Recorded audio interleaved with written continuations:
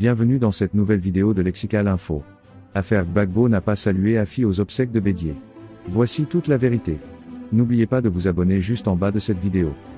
Laurent Gbagbo refuse de saluer Afi N'Guessan aux obsèques du président Henri Konan Bédié. Gilles Christ Djedje se prononce. Gbagbo refuse de saluer Afi N'Guessan aux obsèques du président Bédié. La haine et la rancune de Gbagbo contre Afi sont-elles sans limite? Hier, une délégation du FBI, conduite par son président, Afi N'Guessan, était à la résidence du président Bédié pour présenter ses condoléances à la famille éplorée. Plusieurs autres partis politiques, dont le PPAC, conduit par le président Gbagbo, y étaient également.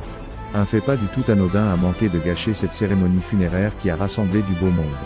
Après la présentation des condoléances, Gbagbo et sa délégation se répartit en saluant tout le monde sauf le PDT Afi N'Guessan et ses collaborateurs, dont les ministres Yapo Atsé Benjamin, Touré Amara et Komoé Augustin. Seul, Awa Domelo, en bout de délégation, a pris la peine de marquer un bref arrêt au niveau du PDT du FBI pour le saluer. À partir de ces faits déformés, il s'en est suivi alors un commentaire désobligeant de l'inénarrable Jean Bonin. Un personnage dont on ne peut parler sans rire. Quelle tristesse! Haineux et rancunier jusqu'à des funérailles, jusqu'à la tombe, il faut le faire. Les gens du PPAC l'ont pourtant devant tout le monde fait. Sans gêne, sans complexe ni retenue. Avec une telle haine dans le cœur, dans sa propre famille politique de gauche, comment peut-on être crédible lorsqu'on dit vouloir réconcilier les Ivoiriens? Que Dieu nous donne la bonne compréhension pour sauver notre pays et surtout qu'il ouvre les yeux de ceux qui sont encore victimes inconscientes de cet autre endoctrinement suicidaire. Le président Laurent Gbagbo, à la tête d'une délégation du PPAC, est allé présenter les condoléances à la famille de l'ex-président Bédié décédé le 1er août 2023.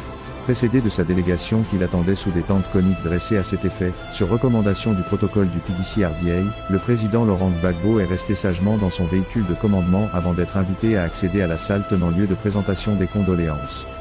Dès l'annonce de son passage, la sécurité du PDC-RDA a fait entrer son véhicule au garage d'où un couloir a été aménagé avec un tapis rouge pour accéder à la dite salle. Toute sa délégation l'a suivi après. Amani N'Guessan Michel était son porte-parole pour la circonstance. Après un échange avec la veuve, la famille Bédié et bien d'autres membres du PDC-RDA, le président Laurent Gbagbo s'est retiré avec sa délégation.